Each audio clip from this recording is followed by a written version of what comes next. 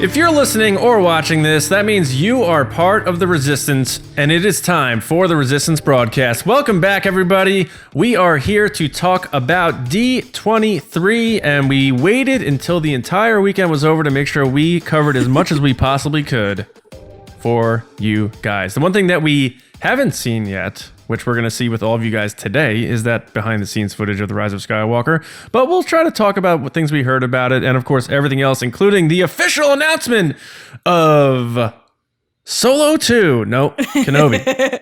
Kenobi series, it's happening. We're excited about that, and excited with me, I'm sure, James, Lacey, guys. D23, a lot to talk about. The Resistance Report is going to be pretty fired up today. What are you guys thinking? How you feeling? Feeling good?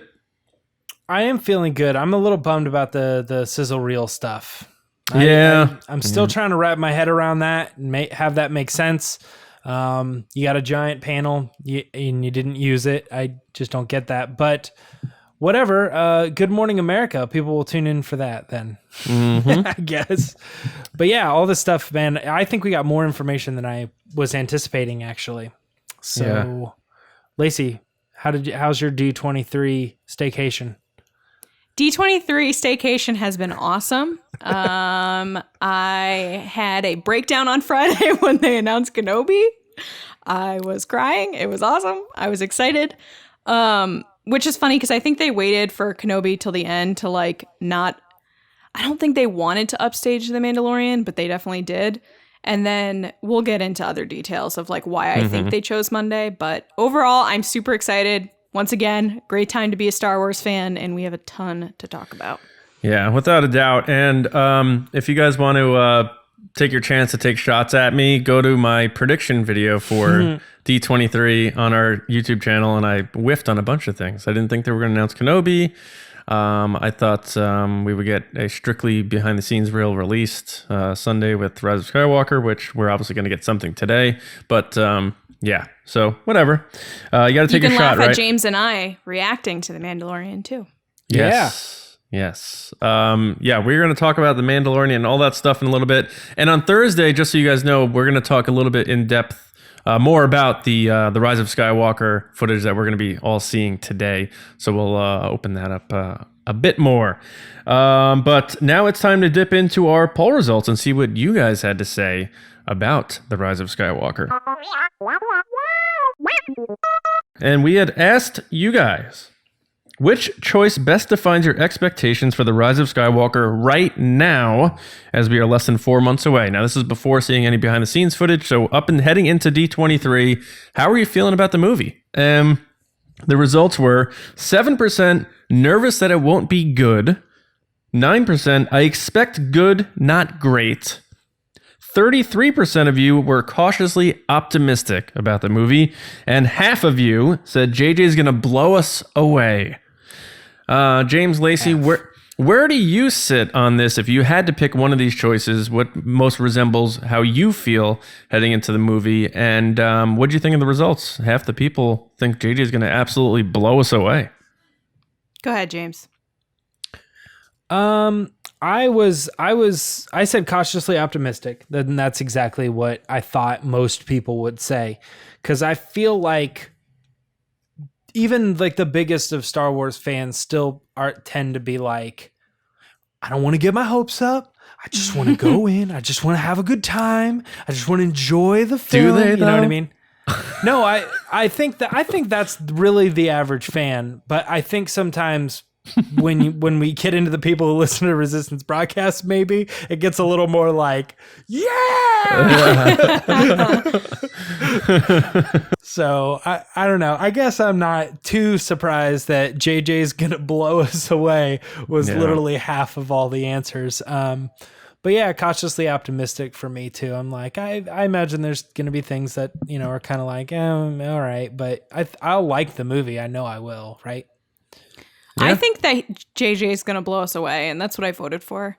I think that everything we've seen so far is crazy. Mm-hmm. It's over the top with the sets and, Rey flipping over a TIE silencer. Everything we've seen is just insane. And I don't know where this movie's going to go, which is probably bad because I'm on a podcast, but it's every day I find out something new and I'm like, wait, what? How is this going to work? especially like Palpatine being back. His hot toy being back. Yeah, I just honestly, I honestly don't know where they're going with this, and I think this movie is going to end me. So there's that. Yeah, I think I forget what I voted for, but I think I'm sort of with James in the cautiously optimistic category. And I just think that people are hanging on so heavily to J.J. Abrams to like, even if you didn't like TLJ, to right the ship. So you got that crowd. Mm-hmm. Then you have the people who just simply loved all the movies and they thought TFA was just like God's gift to Star Wars. He's going to come back and knock another one out. So I think there's a lot of people from different reasons and different areas pointing to JJ as like the savior and like he's going to do it and it's going to be great and all that stuff. And I think I trust him for sure, but I feel like I need to like filter my thoughts through this, be cautious a little bit so that I'm not there and I'm just like, that's how this ends. Like, oh, so, I don't know. We talked about JJ's mindset a while ago. Yeah. About him going into the first movie and setting everything up versus closing. And it is true, man. Like, it's like, hey, man, we hired you to be the guy. We're setting up for a grand slam down the line. Don't worry. You're not going to be the guy that has to hit the grand slam. Right. You just got to get on first base, right? We'll have somebody get you on second. We'll have somebody get you on third. And then we'll have somebody else bring you all home. But it's like, okay, no big deal. You can do that. I'll just whatever.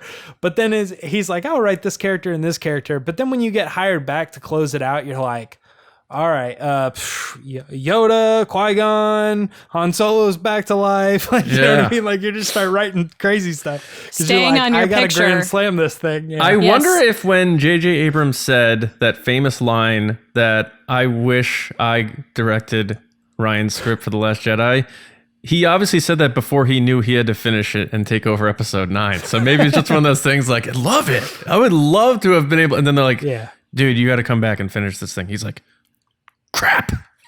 Damn it. Yeah, it kind of feels like, going off of James's analogy, it's like they set him up for first base and then he came back to bring the guy home and the guy's standing in the outfield. It's like, wait, how did you get out there? Wait, this is not what I wanted. I like this baseball analogy. You're welcome. That's for you. I had a walk-off home run in my softball game.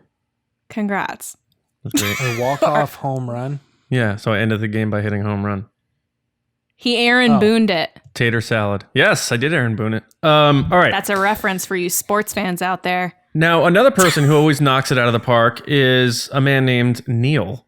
And nice. He is the general of positivity. He's one of our patrons as well. And he had the best comment because why?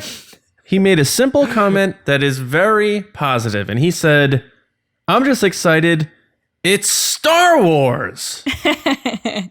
And he's right. It is Star Wars. True. And we love it. And that's why we're here. So great job, Neil. Keeping the positivity going.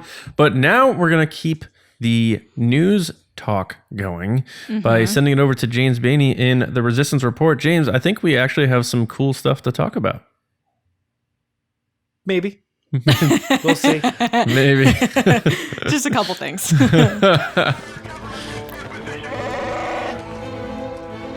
It's the Resistance.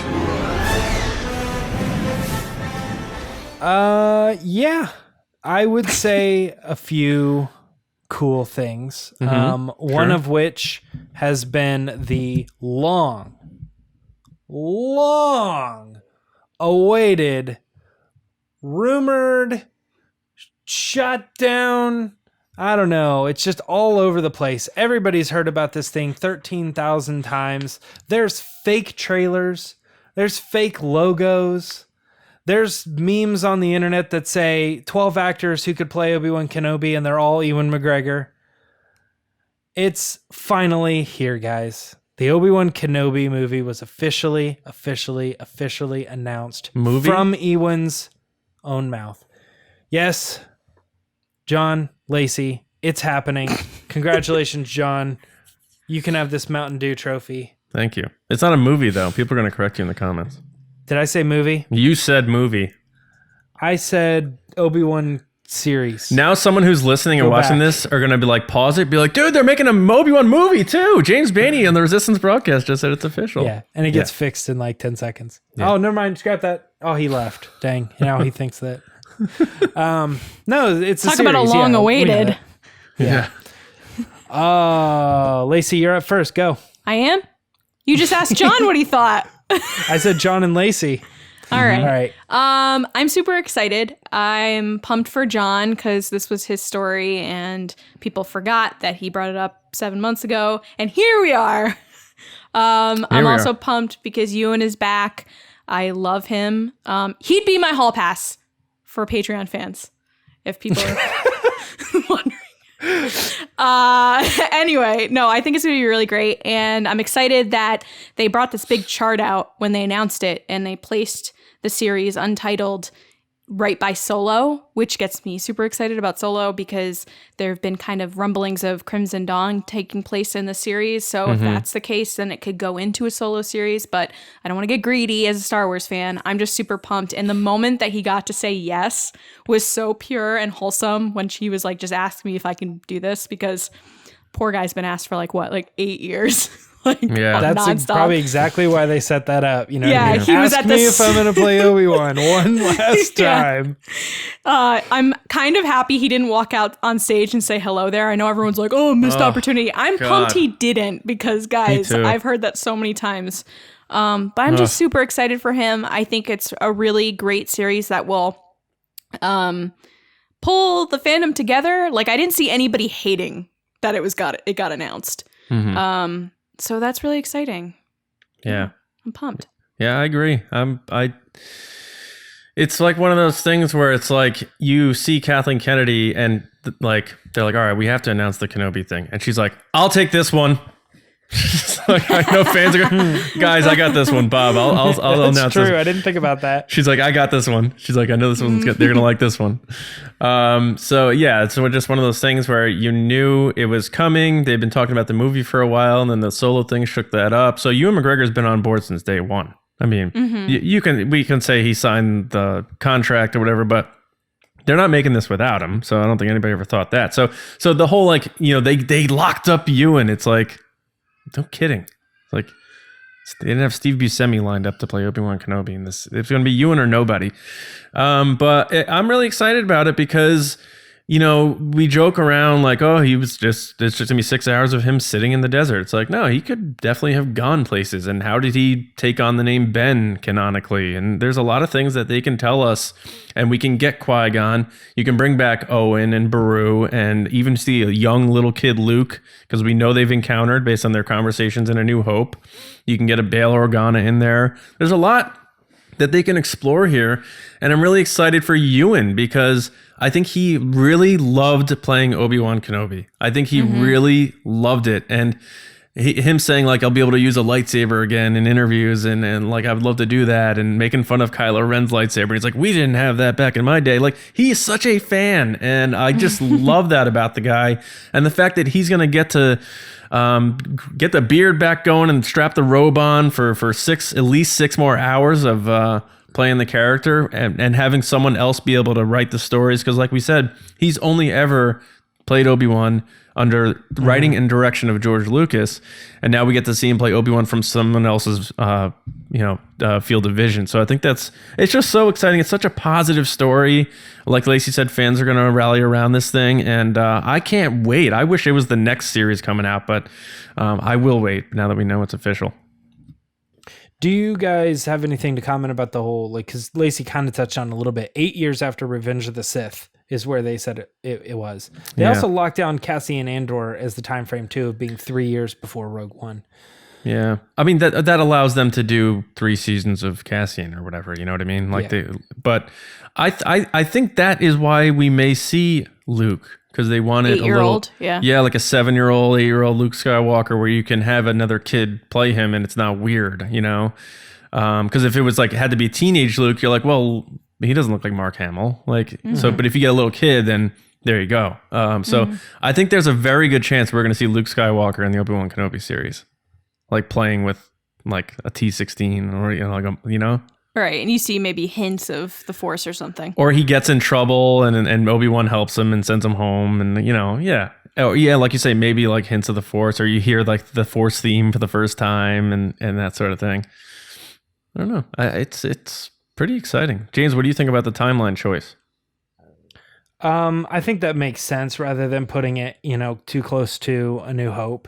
The thing about Luke, yeah, you guys are totally right, except for the Force thing. I don't see him using the Force at all, because based on subsequent novels and stuff that they've done with Luke trying to learn stuff later, I'd find it very surprised as like a kid, like he like sometimes accidentally moved things and like that, because he has a very, very hard time later. I don't think he's going to use the Force. I think it'll be like Anakin. Like, why was he such a good pod racer? Because it was always in there, but he didn't know why he was good at certain things. That's true, because they have talked about that. Like he does some pretty bullseyeing womp rats. With like, why was he so good at doing that? Like, right. Yeah. Like Rey closing fair. the door and stuff. Yeah. Yeah, she's like, I don't know. My thing is like, you gotta remember, like, as far as the telekinesis portion of it, like Luke learned about the Force, but like still 3 years later, after totally like diving into it, he still could barely move the lightsaber into his hand. Yeah. So that was thick. Yeah, that was type pack snow though. That Wampa knows how to pack snow. Let's be honest. No, I mean, I've talked a lot about Obi-Wan. I feel like we can't, like, we talked more about it like 7 months ago, and now we're like, now it's real. I'll say this though, like, I'm excited for everybody because I have seen so many people like saying like, oh, I was running around my room, I was screaming, I was so happy, and blah blah blah, and I'm like, I don't get it, but I'm like, okay, I'm glad that, like, when I hear stuff like Mandalorian and Cassian Andor and stuff, and I'm like, yeah, that's awesome. That's a great pick. That's a pick I didn't even realize I wanted, like Rogue One just in general. But I'm like, I'm excited that people are getting what they want, because I think if this is probably the number one most requested story, I would think, without question. Yeah. Even countering like Knights of the Old Republic stuff, even countering like Darth Bane stuff, even countering even like, a Vader even movie, newer stuff like or well, actually, I think people want that, but I don't know that people like, not as much as the stuff I've mentioned. I feel like I don't know. Everybody except James Baney wants a Kenobi. To give you guys an idea, by the way, on Friday, I called John first because it was his story. And I called him and he didn't pick up. So I immediately called James right after. And James picks up and he doesn't even say hello. He just goes, "Are you about to scream at me right now?" And I just start giggling and I was like, well, I was going to, but now I'm not, because you picked up the phone. Yeah, but what was the time frame? When did you call me? I'm just trying to think of when it... like right when it was announced. Like literally I saw the tweet and called you. Was it like after, like, was it like 6 o'clock, 7 o'clock? 8:30 p.m. that many things? 8:30. See, I was in the middle of my football fantasy draft. I was at my friend's house and I had no idea any of this happened. 8:30 p.m. and then I called James. Yeah, John has been kind of out of the loop and stuff. He comes back at one point and goes, "What? Rey with a red lightsaber?" And we're like, John, what? I was so detached this weekend. So that's why when you saw the reaction for the Mandalorian, these guys did it. I had a lot of family stuff going on that I won't get into, but all's okay. But and my grandma was in the hospital. But so these guys kind of picked up the slack for me. So thanks, guys. But now I hopefully I'm caught up, because we have to talk about all this stuff. I think you are. But long story short, I just laughed that James was like, "Are you about to scream at me right now?" Yeah. So don't worry, guys. We have tons and tons and tons of Obi-Wan news coming, and it's not going to be. It's going to be speculation for a little bit, but we're going to get to a point where it's like, hey, this is happening. They didn't announce when it's coming out, right? They cast this person. 2022, I thought. Oh, they said that? The scripts are done, and it will start filming next year, but they didn't say when it was going to be released. Oh, that's what it was. They were going to film next year. If they start filming next year early enough, maybe we can get like a teaser tease at Celebration. You know what I think might happen too is you know how everybody talked about the 2 movies a year thing? I think we might start getting 2 shows a year. Oh, that'd be interesting. Because then everybody's like, oh, Mandalorian, then Cassian Andor, then Mandalorian season 2. And I'm like, no, you're already backed up against Kenobi now. So it's like, you got to start factoring in multiple shows, multiple seasons. It's not that they're all going to drop every fall. Right. It's like they could very easily do Mandalorian and then because Netflix doesn't do fall. Netflix does spring. August, March, April, February. Like they do all different times for Netflix. I could see it being the same thing. Yep. Yeah. So look forward to that. Now onto the movie news. The Rise of Skywalker is coming out, and what is it? It's a movie. It's a TV series for Disney Plus. Slip of the tongue there. But no, we have the footage coming out today, which none of us have seen, but we will be seeing it soon. But what was shown was very secretive. At one point, there was some footage that had Kylo and Vader's mask. There was some ships and a lot of people in like scenes together. New footage, behind the scenes kind of stuff. Lots of updates about the movie, and then there was like an official like sizzle reel kind of thing where we saw like the Rey and C-3PO with dark eyes or red eyes and stuff. Lots to talk about this weekend coming out of this. Probably another thing too is the poster being officially released. So everybody, regardless of if you saw nothing Rise of Skywalker related, you saw this poster. My God, that's one thing. Yeah, lots here. John, I guess we'll just start right back at you. Where do you want to start? I got to start with the poster because I don't get I haven't liked the Star Wars posters that much lately. I don't like the official theatrical posters for TFA or TLJ. They feel like Photoshoppy to me. And this just I immediately loved this poster as soon as I saw it. And I'm a sucker for the red and blue lightsaber contrasts with dark background in Star Wars. Like my favorite shot ever is Luke and Vader on Bespin, and you see the silhouettes and I just love that. And then like Palpatine hovering over, I immediately was like, I had to see this and stop and just say I think it might be one of my favorite Star Wars posters ever. So I absolutely love that. I may actually pick that up and it may make it on the wall.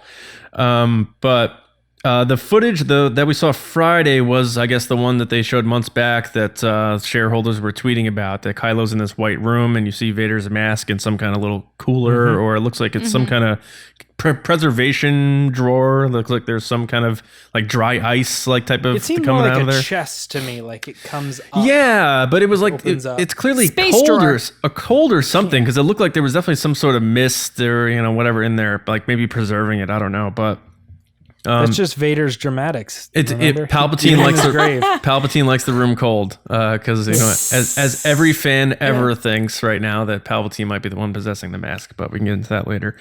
I like everything that's going on that I saw out of that. Obviously, again, we haven't seen the behind the scenes stuff yet, which is coming out today. So we'll talk more about that on Thursday. But it definitely makes me feel better about the movie overall, because I feel like it's gonna have its own feel. Sometimes with TFA, I get a little okay, it's kind of like old familiar beats, and JJ was trying to prove that Star Wars can come back and stuff. This movie feels like it's going to really stand on its own. That's the Rise of Skywalker.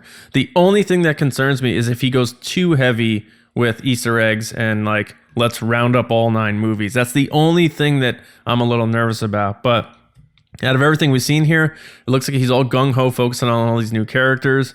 And an epic fight, another lightsaber, the return of an actual lightsaber duel has me very excited. And of course, Palpatine, very curious to see what type of role he plays. Lacey, when I said earlier, there wasn't much released, there was a leak of the video that was shown earlier. So we did see, if you want, you can get online, look around, you can find this stuff with the Kylo in the white room, and you can see them. Yeah, Disney was taking it down everywhere. Yeah. Yeah. But if you were on it, I guess it's probably still out there. But there's one particular shot that gets me going, which is I don't think it's confirmed, but like the Tantive 4, it's like that style of ship. Like I'm excited to see that back. What was the most exciting thing for you out of all this stuff? So I'll start with the stuff it came before the Legends ceremony where they give people like, you're a Disney legend, was the clips that we heard about from the stakeholders meeting. So first of all, I love the Kylo shot with the drawer. Someone had commented maybe he's shutting the drawer. I think he's probably opening it to the mask. I don't think they're trying to trick you there. Seeing the crew together is exciting. Like James said, seeing like the scale of the ships, because Poe is like, it looked like Poe was kind of like rappelling off this ship, and you can see the scale of the sets, because that's not something, it was something tangible. Like it wasn't him doing a CG rappel. He was actually on a ship, which is crazy. As for the other footage, which we haven't seen yet, guys, Dark Rey is like the biggest thing that came out of that was that Rey was in all black and she had a double-sided saber and it was red like Darth Maul's, and it flips out like a temple guard in Rebels, which, James, I'm actually super interested to hear what you think about this, because it is a scene with Kanan. So I didn't know if you had thoughts on that, but that is the craziest thing to me. But I do think it's JJ playing games. Like everyone's like, oh my God, she goes bad. I'm like, yeah, but Finn had a lightsaber in the trailers and teasers, and then he ended up to be a garbage man who got owned by Kylo Ren and then laid there for the rest of the movie. So let's not jump to conclusions here. That Rey is There's a bad. 0% chance that Rey's turning bad. So I think that's the thing, JJ's just muddying the waters for you guys. I'm when curious. we get to the I'm movie. curious where she went. Where there's a cave where she walked in and had some kind of like vision. Yeah, maybe. Yeah. So Lacey, the thing about the lightsaber, I do think that it was very similar to Sam Witwer explaining to Ron Howard. And then he's like, oh, you'll have your red lightsaber. And he's like, well, which lightsaber? Yeah. Right. Like, there was something very specific about that. And I think JJ was like, oh, we'll have her holding like a double-bladed lightsaber kind of thing. And then somebody at some point goes, how do you want to do this? And he's like, I don't know, maybe like it would fold like this. And they're like, cool, we did this. We actually have another model of lightsaber that unfolds how you're describing. And they just use that, as the example, because they already have something within canon that does that. So that's a good example of maybe the story group stepping in and kind of setting that up. John, it's funny, you kind of popped in. I jokingly said earlier that you popped in later and was like, what, Rey with the lightsaber? I bet that's like a vision or something. We're like, yeah, dude, everybody's talking about that. That was like a very common thing. I think that that has to make the most sense. I think, you saw Luke walk in and he kind of had this vision of himself. In the Clone Wars, Yoda, for one reason or another, he had to go to this place and he had to fight an evil version of himself. Yeah. I think it could be really crazy. And I know Rey also kind of did this too. She walked into the cave and had the moment, right? But maybe this is more directly related to Palpatine, and maybe it's kind of like Spider-Man Far From Home, where like she's like in the world and she's kind of trying to interact with it, and she has to actually, for like 3 or 4 blows, fight a Sith version of herself, like what future she could have or something, and probably defeat herself. It made me think of Scott Pilgrim, where at the end he has to fight himself, but then they end up being friends. There you go. Yeah. Yeah. Never saw that he's movie. actually a pretty cool dude once you get to know We're him. getting pancakes later. Yeah. That movie's great. But no, I mean, yeah, I think everybody's on the same boat with that. Yeah. I'm excited to see it. Yeah. And the poster, is absolutely crazy. Although it's off center, and that just drives me nuts. Try to use it as your wallpaper. Doesn't work. Because the eyes don't match with the center of the frame. Scrap it. It doesn't Also, fit on James' out of phone. there, man. To me, Palpatine doesn't look like Ian. It looks like the animated one. That's what I thought too. I said this looks like a Rebels or Resistance poster almost. But what's interesting about it is that there was something online recently where somebody said they used the hot toy of Ian McDermott. Like they used the hot toy of the Emperor as the thing. And I was like, I don't know if that's true or not. It probably speaks to the testament of how realistic the hot toys look. Mm-hmm. And I mean, how many faces? I mean, his face is wrinkly, like, you know, they're going to match it to the movie. So is Hot Toys. They're going to try to match it to the movie. So I don't know if that's true or not, but I will say it doesn't surprise me that people are looking at that poster and going, something looks weird. That doesn't look like a real photo of him. Oh my God, his eyes are off center. It's going to drive me nuts now. I just refused to get it together. I refuse to find a problem with this poster. Like, I just can't. Oh, yeah. Of course. It's great. It's an awesome poster. And it doesn't matter. I didn't notice that till I literally put the lines out and I was like, oh, it's weird. It doesn't center properly. And it's just a lot of people are, saying that this is going to be, wreckage of the Death Star, because some people thought is that the Falcon and they crashed it and they're fighting on that. So it looks like it is going to be on the wreckage of the Death Star. Yeah. The current thing is the tractor beam. I'm seeing that. Yeah. Yep. I don't know if I believe it or not, but. And it's also interesting because in this poster, obviously Kylo Ren is masked, where on that Vanity Fair shot, he doesn't have his mask on. So does it get knocked off him? Does it crack during this fight? There's a lot of things you could think about there. I just, again, I absolutely love the poster. I really don't know how they're going to implement Palpatine into the movie, but the fact that they're actually tangibly showing him is a good sign to me, because up until now, it was just hearing the cackle, and that could have meant a memory. It could have meant anything. Yep. So we're actually seeing him here. So I like that a lot. Mm-hmm. I don't know. I mean, the interviews too have led to he plays a key role. He's more important than Palpatine? A scene. Yes. Yeah. Yeah. And the other thing, one more thing I have to say about the Rey thing. I'm glad everyone's kind of there's no way, because if you even just look at how they use, Rey is the new future. She's the new hero. Little kids look up to Rey. They even look at Galaxy's Edge when you saw the little girls dressed as Rey hugging Rey. They're not turning this character evil. There's zero chance that's going to happen. And also zero chance Rey dies too, by the way. So I like that they sent that out there, though, because maybe the casual fan who sees it's going to be like, oh my God, she may turn evil, and I don't listen to podcasts, so I can't get influenced on what I should think about. But what's a good podcast? Resistance, Brock. Yeah. Yeah. Another thing too is if you are on the train of Rey dying or Rey turning evil, just think while that could be a great story, I get it. It could be a cool story. No, no one's gonna be satisfied. No.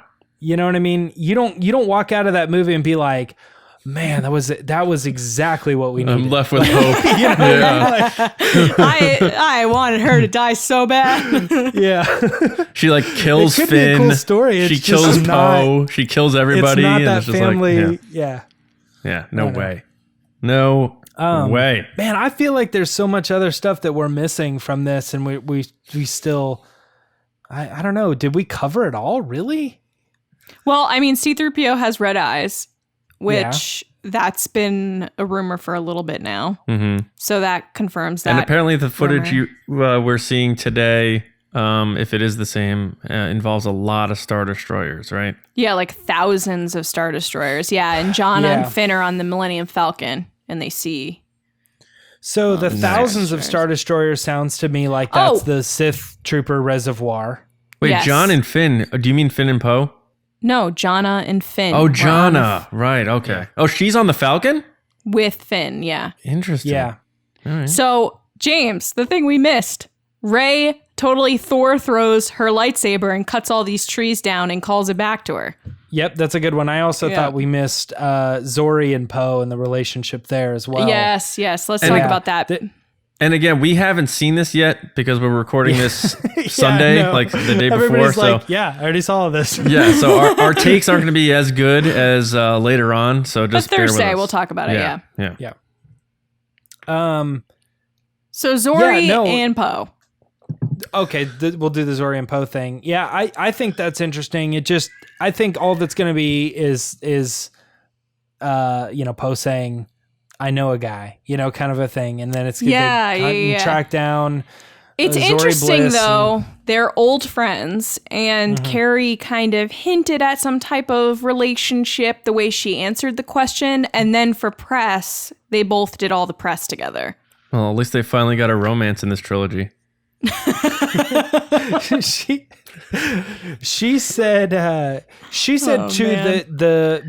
meeting Zori and understanding what her personality is speaks a lot to who Poe used to be as well. And I was like, oh, that's interesting. So maybe he went through a little teenage years. Yeah, kind of a criminal, she said.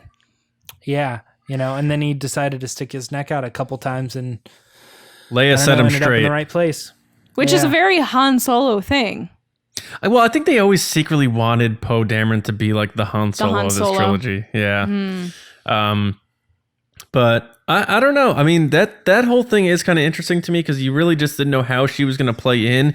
Is she connected to Rey or blah, blah, blah? But it sounds like maybe she's more connected to Poe.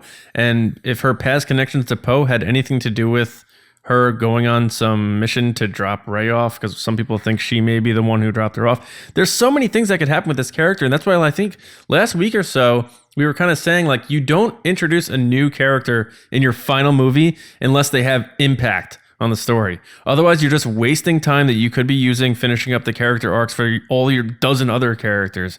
So I think she's going to play an impact role, and I like the fact that now they're even bringing Poe into it, where everyone was like looking at Rey and her. Now it's like Poe and her.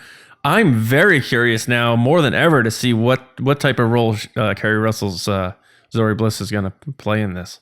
She's definitely taking her helmet off now. If there's some relationship between her and Poe, that's she better not have the short Felicity hair. She's got to have that long Kerry Russell hair. I'm sorry, that's the only. I will walk out of the theater if she has that short. Okay.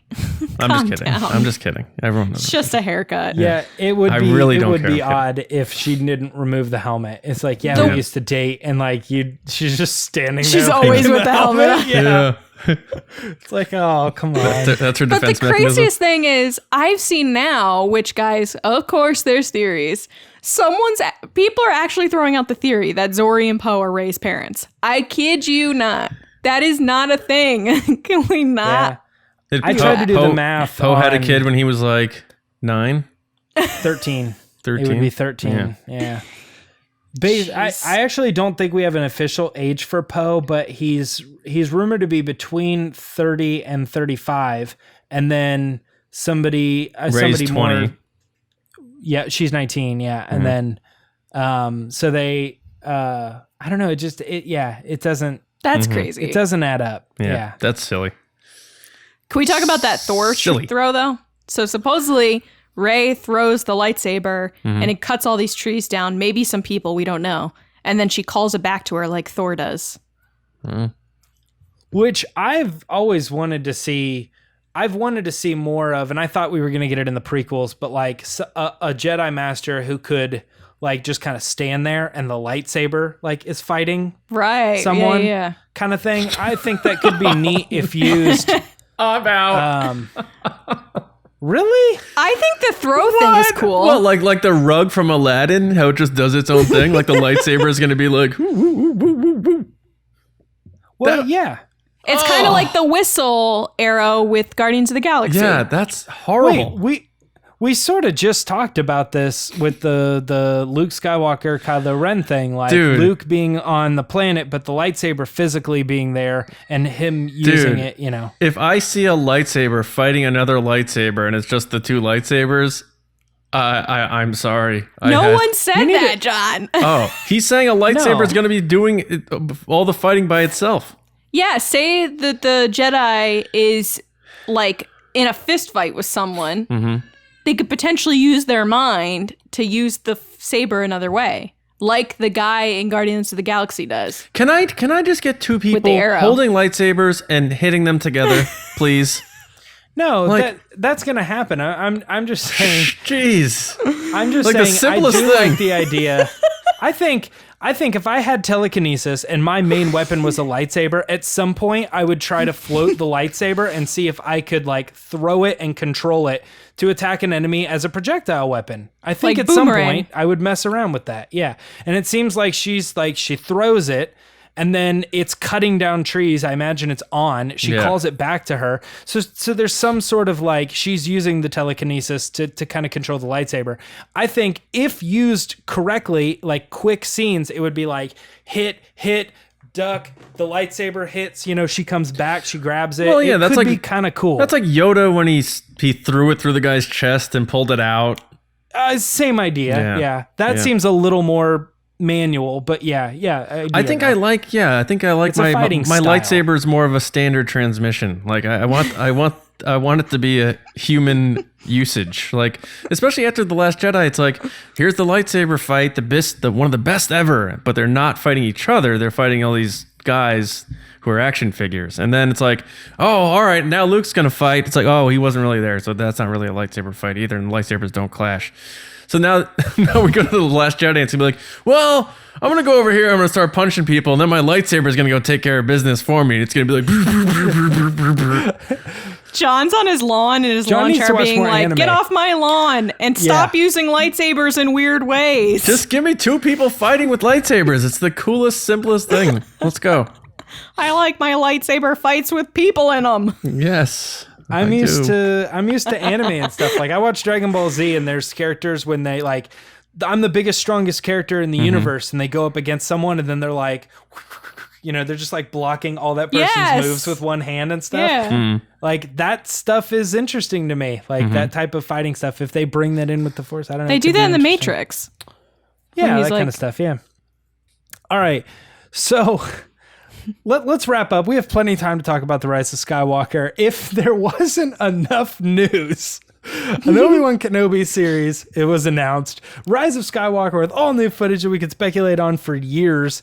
Now we're getting the Mandalorian trailer and poster were all released. Holy moly, guys. And we Remember actually when saw we were this. complaining about not having anything to talk about? Yeah. It's like, fine, forget it. Here, have it all. Yeah. I definitely think that might be the case with Kenobi. I feel like their hand got pushed or whatever you want to call it. Like they're almost like forced to announce it. Yeah, it could have been. Anyway. They're like, Ewan, what are you doing? He's like, I'm at Taco Bell right now. I'm like, why don't you pop over to D23? Let's announce this thing. The Mandalorian. So the trailer and the poster, the poster to me personally, just to jump in, looks like stuff we've seen before. It looks like the logo we got. I love it. I think it looks great. I'm really excited about it. It just is like something. It doesn't feel new and fresh. It feels like the same Mandalorian story we've seen for a while. Got the sunset, artwork and stuff. Yeah. Tatooine. That's the one thing with the poster that's kind of interesting is people saying, that this confirms Tatooine. You got the moisture vaporizers, which we've seen everywhere. But two suns. All right, it's possible. Could be Tatooine, but there's a lot of planets with. All right, no, you got the Jawa thing in the background. Sandcrawler, yeah. Oh my gosh, like, okay, it seems like they're really leaning towards that's got to be Tatooine. So we can talk about that if we want, but we also got this full trailer, which unfortunately was only about a minute and a half, but a significant better look than what we saw at Celebration as far as what seems to be the quality that they put into it. It seemed like a TV show when we saw it at Celebration. It seems like a movie now. And that's a little bit of my opinion on that. Lacey, you want to start us off with your thoughts on Mandalorian trailer poster combo? So, like you said, James, I think the poster was just kind of standard for me because we saw it at Celebration. They actually showed this art too before the panel with the sunset and everything. So I'm just going to go right to the trailer because we've already kind of talked about the poster, which is cool. But trailer. So James and I did a reaction on YouTube. You can watch it there. But the thing that stuck out to me the most was the Stormtrooper helmets on spikes, which I was like, oh, this is not a kid's show. Like, That's the first thing I thought as I was like, oh, they are tailoring this to like older fans and like not to like little Star Wars kids bouncy balls rolling around. And then the other thing that stuck out to me a lot was the music, which is being done by the guy that did Black Panther. It made me so anxious. Like the entire trailer, I was like, oh my gosh, what's going to happen? And then he chops a guy in half. So it just seems nitty gritty, dark, like not the hopeful Star Wars we know and love. This is like, oh, the hopeful stuff happened, but see the aftermath of that hopeful stuff because now everybody has to rebuild, but look at the terrible things that are happening in the process. Yeah, I agree. That's a good point. I wasn't like super thrilled on the music. I was excited about the guy coming in. It felt like Dunkirk. To me, it did just feel pretty standard, like, you know, arpeggio, you know, kind of backgroundy, stylized for what it is. I would like to see more, but honestly, when I watch Star Wars trailers, like, even if it's not John Williams, it's like inspired by John Williams, like almost always the Force Awakens, Rogue One, Solo, like I'm always pretty impressed by what they put together. And I don't know. I was like, yeah, it's good. It seems like the right music to use. It's different, yeah. I felt like it had the like this sense of urgency and like you're saying like stressfulness and like when I think of it, I think about like Dunkirk and it's like ding ding ding ding ding ding ding ding ding. It's like there's always some sense like you're never at ease. But I also don't even know if this music's going to be in the show at all because remember like the Solo trailers, it was like dung dung. You know, like they could just be trailer music. I'm a driver. I'm a flyer. Yeah. Like got kicked out of the flight academy for having a mind of my own. Yeah. So I think trailer. I don't even know that it's gonna sound. It may sound more like traditional Star Wars music once the show comes out, for all we know. So I don't really latch on to word too much about music in the trailers because it rarely finds its way into the content itself. Anything that popped out to you in the trailer, John? We didn't watch it. I think it's so weird that you got this show with this new character that nobody knows and we don't know his name and he doesn't speak at all in the trailer. Now we heard him speak at Celebration, so we got to see that when he's like, you know, tell me the odds or don't ever tell me the odds, like that Han Solo type of line he said, and he's like, I counted this many or whatever it was. But he doesn't speak at all in this trailer. I just hope they don't hide Pedro Pascal too much in this show. You know what I mean? I mean, maybe like 10 minutes into episode 1, he takes his helmet off and there he is or whatever. But we don't hear Gina talk either. The only person you hear talk is Herzog, saying like bounty hunting is not a glorified profession. And Giancarlo spoke in the Celebration footage, but yeah. No, but I mean, in this trailer, it was only Yes. the two lines there. It looks really cool. It looks big. I like finally seeing the big shots of his ship flying. It reminded me a little bit of Rogue One at the beginning when Krennic's ship just like glides over the plains. Like that's how I felt. I liked whatever that barren looking planet with the gaps in it that he's flying over, because it looks like dead, not dead skin, but like broken. Yeah, and I wonder if that's like sunburnt is that a skin. part Overbaked brownie. Oh, I like that. There you go. Yeah, that's pretty good. That sounds like a Crayola color, doesn't it? Overbaked brownie. I wonder if that's like a part of Tatooine that we haven't seen before, or maybe it's somewhere else. But I mean, a minute and a half, and I really dug it. So they mission accomplished, I guess. And maybe their plan is to keep him as mysterious as possible until the show comes out. But I don't know what their plan is with this whole thing. But I enjoyed it. I really did. So the biggest thing for me that I forgot to mention that I've been talking about for months is Bill Burr finally admitted he's in the show on Twitter, which is awesome. And you see the back of his head. Well, we saw in him that shot with the Twi'lek in the footage of Celebration. We know he's in the but show. nobody else saw it, and he never confirmed that he was in it. But we confirmed it with our eyeballs. Yes, but he never said anything about being in the show. Oh, He's never said I'm in the show. And then over the weekend, he said November 12th. So okay. he's in it. That's cool. And Who's then Bill Burr? Comedian. He's kidding. No. No, I'm not kidding. No, he's not kidding. You've been talking about this guy over and over and over See? and over like Guys, all weekend. And I'm Aren't you a I have Chappelle no fan? clue who Bill Burr is. Are you not a Chappelle fan? Yeah, I am. He was like the white guy on Saw him this morning, Chappelle. actually. Well, He was the white guy on Chappelle? Yeah. anyway, Natalie Tana's also in it. She's the Twi'lek who is Yeah. Tonks in Harry Potter, which is kind of cool. I was interested to see them show a Twi'lek because we talked about how we didn't think that live action usually look great. Remember we had that conversation where we were like, we weren't sure how it She actually looks pretty good. Yeah, Twi'leks have, the president's been there, like the dancer at Jabba's palace and that sort of thing.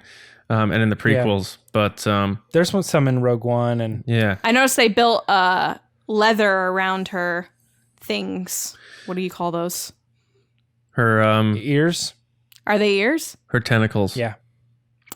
No, you're talking about her. Yeah, she has ears. No, she doesn't. The Twi'lek females have like horns on the sides of their heads.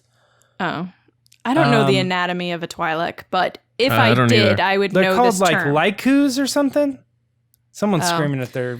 Well, the interesting the thing is car they've stereo actually right now. built a cap around where they separate. So, like, I feel like that helped in costumes for them to look more realistic because they're built into this headpiece. Stephen Ellis That's from Black Series Rebels is calling James a nerd right now. Yeah, no. Yeah, for sure. That's how they did it in the originals, though, right? Yeah. Yeah. No, they did. It's just cool. With It's the cool to see. headpiece thing, yeah, I don't for know. sure. She looks good. I just felt like I watched it so many times now, and I'm like, that was quick, and like it looks good, but like there's not too much to dive into. I still think that Carl Weathers is going to be the bad guy. I'm still convinced of that. Like he's going to send him You know on his what? mission. He's going to like set him up to fail or something and sabotage him, or and that's going to kick off the season. I just have that feeling. Yeah. Which okay, so it does start off with him handing him the thing, and he's like, "You don't want to take that job." It's almost like he's looking out for him because he knows how this one's gonna end. And just it's so like but- Beckett to me. But I saw a lot of people talking about Esposito's character, and his name is Moff Gideon. What is it? Gideon, I think. Gideon, that's right. Gideon. Yeah, and I don't know. I remember before we had discussed this where he was like, well, who knows? He's kind of a good guy in a way. I really think I've always they're, thought he's a like, bad guy. Well, they like leaned into it differently this time, and I'm starting to kind of believe them that he might actually not be 100% terrible. I don't know. He's bad. Giancarlo's always bad guys. I feel like it's this, especially this type of guys. show where your Bad guys. main protagonist is an anti-hero. There's going to be a lot of that modern Star Wars gray area. And it's not going to be like, there's the good guy and there's the bad guy. And so I think there's going to be a lot of like, and especially an old Western vibe, everyone's kind of out for themselves. And like, especially in a post-Empire era, you're 5 years removed from this empire falling. People are going to be on rough times, like Lacey said. And there's going to be many different points of people in different sects and individuals and sections and all this stuff. They're all trying to get by, and they're gonna a lot of clashing going on, I think, in the show. I think the stormtrooper helmets on spikes is a mark of territory between like this clan over here, which is like Moff. I already forgot his name again. Gideon. Gideon, yeah, like that's his territory. But like no stormtroopers past this point. Because we're putting it up on spikes. We're letting you know, you come past here, we kill you. Oh yeah, if you ever serve Like the it's Empire, like gang don't come by territory here. kind Yeah, of stuff. Yeah, I kind of dig that. Yeah, that also reminded me a little bit of the Ewoks. And at the end of Return of the Jedi, they're using stormtrooper heads as drums. Yeah. IG-11 looks like he's playing like a K2 role to the Mandalorian. Yeah. And especially I the could way see him Pedro being and funny. Taika were interacting with each other throughout the weekend. Do you think he's going to be seems like? Taika's the voice of IG-11, is he not? Yeah. Is that Yes. not confirmed? Yeah, Okay. he is. Yes. Do you think he's going to be like really goofy though? You know what I mean? I think he's going to be very dry like K2SO. Oh, okay. Yeah, that's what I would say. I think it's going to be this similar humor there. I wonder, that's an interesting choice because you have K2SO coming back for this next series. So I'm If it's not broke, don't fix it. That's what I was going to say. I'm like, it works, baby. Keep making them. I almost feel like because of that, maybe he will be a little zanier and like maybe he'll be more of a personality than, especially if you got that Taika guy. Yeah. You bring a good point. Like He's got a weird sense of humor. The opportunity to, okay, so if IG-11 had the voice of Krunk or whatever his name is from the MCU, Piss off, what I'm Ghost. talking about? Mm-hmm. Yeah. Then, that's totally different from K2 and it's still funny and people like it, for what it is. Mm-hmm. So it could be something different. I think I don't know. You just think of like a cold-hearted killer like that robot is, He might be a cold-hearted killer, but he has like fun doing it in a way. Like Deadpool. Like he's like, watch this shot. Bing. Yeah, check this out. You're dead. Boom. You're dead. You're dead. You're dead. You're What is dead. this arm thing you're doing? Everyone's That's doing him. That's him in the trailer. He's like, trailer. whoa. Yeah. He's the inflatable wacky arms of Star Wars. I can't wait for that gif of all of us just... Yeah. Yeah. James, if he actually says that in the show where he's like, you're dead. You're dead. You're dead. You're dead. And it's it's the Kiwi accent. It reminds me of Lord of the Rings, where they're counting how many kills they have in Return of the Ring. Mm-hmm. Yeah. And they're like, 1, 2, 3. And then he's like, the elephant falls. And he goes, that counts as 1. Mate, you did. Yeah, I think he's going to be a little zany. I hope so. We'll see. All right, Mandalorian, Rise of Skywalker, Obi-Wan Kenobi. We've done the news, guys. That's the end of the Resistance report.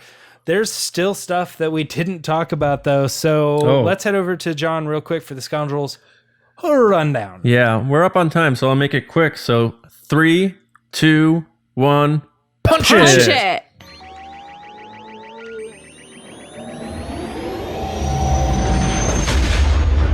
All right, guys, so in addition to the cast of The Mandalorian, we now know that Ming Na-Wen, you may know her formerly as the voice of Mulan, is a part of the cast of The Mandalorian. That was a recent announcement, I believe, over the weekend that she's going to be a part of the cast. And maybe we'll get some more announcements down the line to fill out the rest of the cast as well. As we just talked about, there could be a lot of different plots and angles going on in this show, so curious to see what type of role she's going to play there. Speaking of the Mando, as we roll on here, Jon Favreau seemed to allude that Boba Fett will not be showing up in Season 1 of The Mandalorian, which the episode should be coming out weekly, as confirmed. And I think this is a good move by Favreau to just kind of like keep the Fett fans at bay so they don't rifle through and get to episode 8 and like, finally, we're going to see him, and disappointed. He's like, nope, I'm telling you guys right now, you're not going to see Boba Fett Season 1. Mm-hmm. He did say Season 1, though, so who knows? Finally, TRB 2 of 3 are heading to NYCC in October. So we will be there at New York Comic Con, I think Friday and Saturday. That's probably when all the good stuff's going to be going on. And we will see you there if you're heading there. And obviously, we'll have some good coverage for you. And obviously, James is also going to be involved via the videos and all that sort of stuff. I'll be over here, guys. Yeah, over there. He's going to be... the base is going to be open because James is going to be at the Resistance base still. Yeah, exactly. So someone's got to hold down the base. You got to hold down the base. But we will be at New York Comic Con, so we hope to see you there. Stop us if you see my hat. That's usually how people recognize us, I think. Oh my. Lacey forgot about the hat. Lacey it's been a while, forgot John. a little about the hat. No, but anyway, guys, we hope we do get to see I you just there. wear this blue hat, so if you guys see it, just like stop me and say hi. That's exactly what I sound like. Perfect. I know. People probably thought that was me right there on the audio version. Anyway, guys, in addition, if you're not going to New York Comic Con, we will be doing videos from there, and we'll cover everything Star Wars, and we're expecting a lot of the Rise of Skywalker stuff. And of course, they always do a lot of Lucasfilm publishing there as well. And Mandalorian. And Mando, yep. So you'll probably get a lot of book announcements and that sort of thing as well. But that is it for the Scoundrels Rundown. Now it's time to hear from you guys via your questions. So we're going to send it over to Lacey for Ask the Resistance. So Chewie, get us out of here. All right, guys, it's time for Ask the Resistance. So you have some Star Wars questions. Hopefully we have some good Star Wars answers. I've been wondering, what are are midichlorians? The first question comes from Mixter at Mixta110. And they ask, do you think Joel Edgerton will be back as Owen Lars? Also, parenthesis, do you think we'll see, parenthesis, a very young Luke? So we talked about this a little bit earlier. I'll start with the easy part of the question. Yes, I think we will see a very young Luke in the Obi-Wan Kenobi series. It just makes sense. He'll be like 7, 8 years old. So I think it makes sense. Mm-hmm. Joel Edgerton. That's a tougher one because Joel is much older now than he was in the prequels. I guess they could put makeup on him to make him look younger, but I don't know. They might just recast. What do you think, guys? Have you heard about de-aging? I don't think. They could de-age. I don't think you want him to look younger. I think Owen is a kind of an old man by the time A New Hope rolls around, so he might be right in the right age at this point. I guess you're right, because he goes from being young to what we see in New Hope. So yeah, maybe that makes sense, because then that would explain more why he looks so old when we meet him later. He's a grumpy old dude in A New Hope. I didn't even think of that. That is a great around, point. shuffling his feet because he's so old and he can't lift his legs. Yeah. He won't let him go to the Tashi station. He's like a real Debbie Downer. So, Mixter, I hope that answers your question. I had a great time answering it and learned things along the way. Up next is pilot number 4 at Odell Adam. There he is, just out there on the front lines. Holding it down. Just taking shots. He asks, who is more likely to show up in the Kenobi series, Vader or Maul? James, what do you think? As the biggest Kenobi fan on this podcast. That's true. Yeah. No one has wanted this series other than Ewan McGregor more than James Beanie. Yes. Between the two, Vader and Maul, I have to say neither really, but I have to pick one. So I think that Vader is more likely because I'm pretty confident there's no way they would put Maul in there. I know that for like the average fan, that Obi-Wan and Maul have this like outstanding thing, but it's been solved. And if you are a watcher of Rebels, or you know Rebels, or maybe you've seen Rebels and you're still thinking they could fix this, you got to remember what was going on in that show. Maul had no idea that Kenobi was alive and existed. Right. And as soon as he found that out, he was like, he's alive. I have to go find him. So he freaked out, went go looking for him. And then he like hunted. And when he finally found him, Obi-Wan killed him. Yep. Spoiler alert. Very quickly. Right? Very quickly. So the only way that Maul shows up in that show is if Kenobi is aware of Maul and he's watching him from afar. But I don't know why you do that with no payoff. No. That would be like a pathetic is setup that? at the beginning, and then at the end you see them and they have a showdown, but it's not going to happen. So I just say they stay away from it altogether, which Right. makes me think that the only other person he's got this outstanding thing with is Vader. So maybe Vader. They could figure out a way to make that work, I guess. So Except I that guess the only thing with the Vader is in A New Hope, he says, I feel a presence I haven't felt in a long time.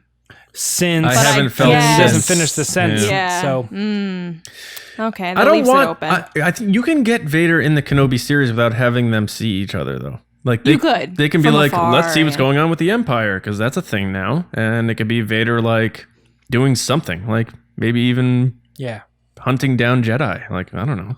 I actually Right. think that there's actually a decent chance that we might see some solo characters.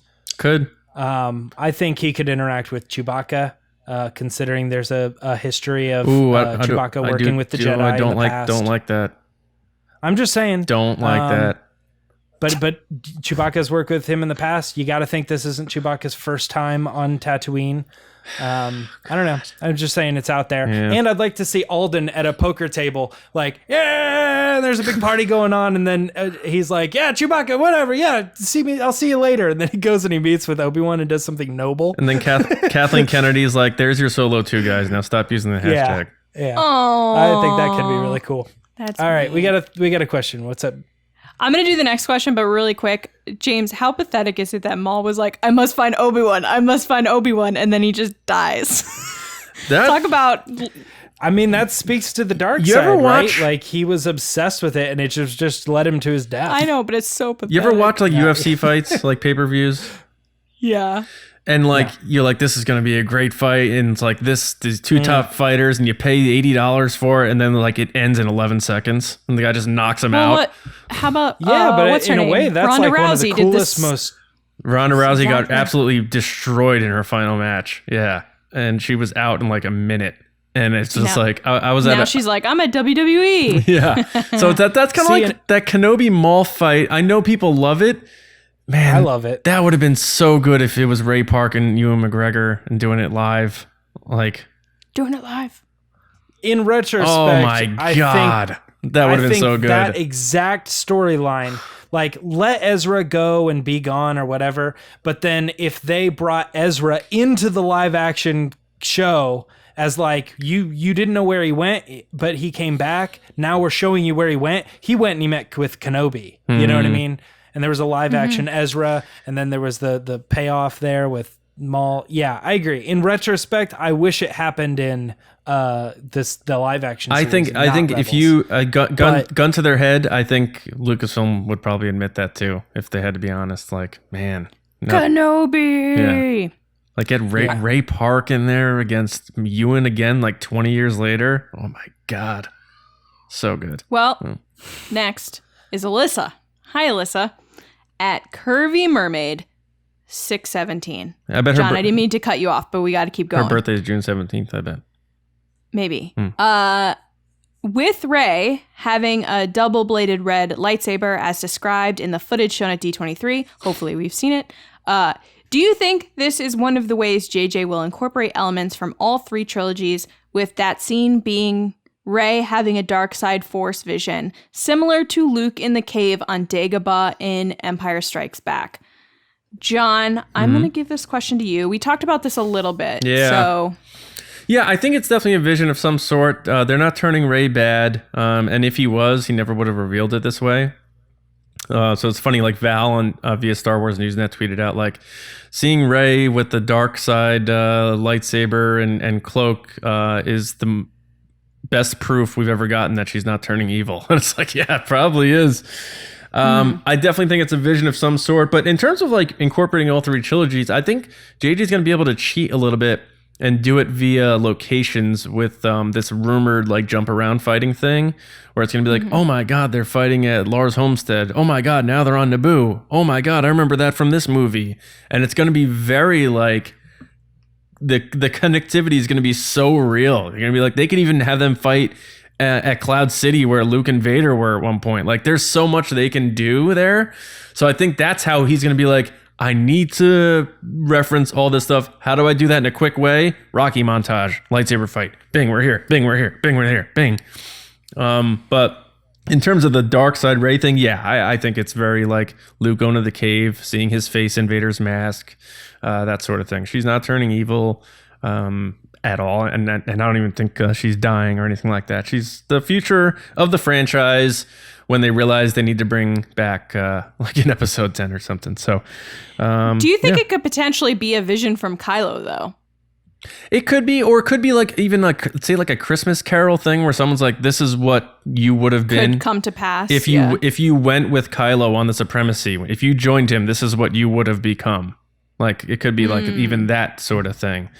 Or like, because he does say in The Last Jedi, when the time comes, you'll be the one to turn. Yeah, and he says, I want you to join me, and you know, we'll start a new order and that sort of thing. And maybe they're showing her what she would have been like if she did that. Maybe that's possible. I really don't think it's a tangible, real thing. I think whatever that is that we saw of her is a manifestation of some sort. Yeah. Okay, and last but not least is Shibby Palpatine at Live and Learn. Is it not Sheeb Palpatine? Well, because they have Asian caricatures in there, I took it as Shibby. Oh, okay. Chibi. Like Chibi. But Chibi. Yeah. Let live and learn. That's a nice little Twitter handle. And they ask, do you think Maul will be referenced at all in the Rise of Skywalker now that we saw Rey with a double-sided red saber? We're going to answer this quickly. John. Nope. James. No way.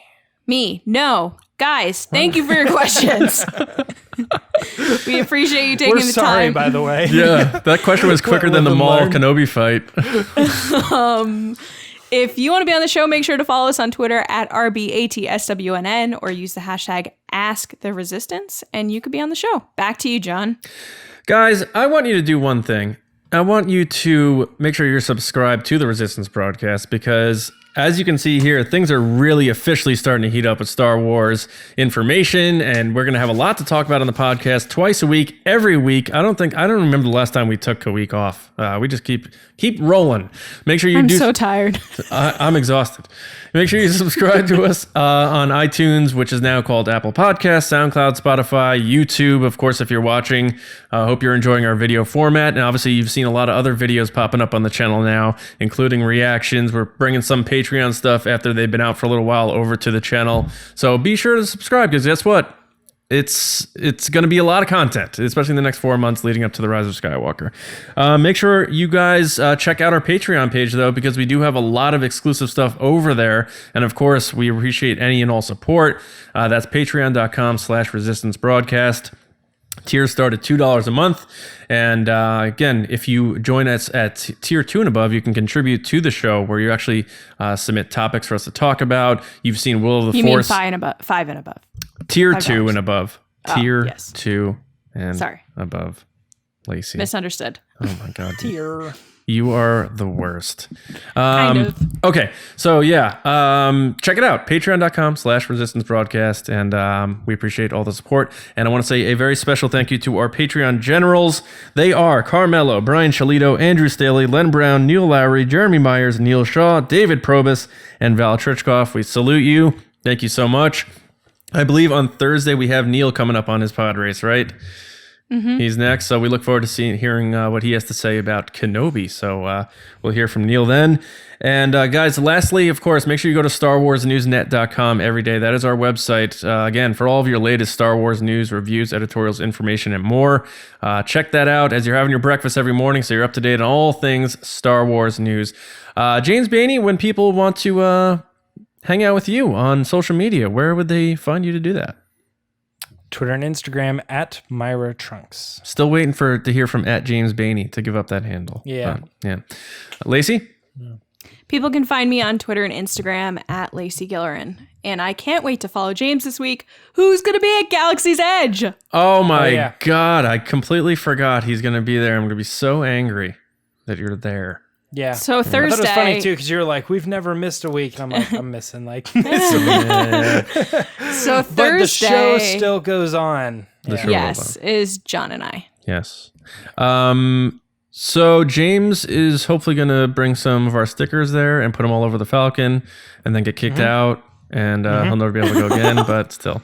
No, but thanks guys so much again. You can find me on Twitter at Johnny Hoey and over at StarWarsNewsNet.com. We will be back with you on Thursday where Lacey and I are going to do our best to actually talk about the behind the scenes footage now that we will have seen it and maybe get a little deeper with our speculation and our takes. But until then, we hope you enjoy your week. We hope you enjoy the episode 9 footage that was released today.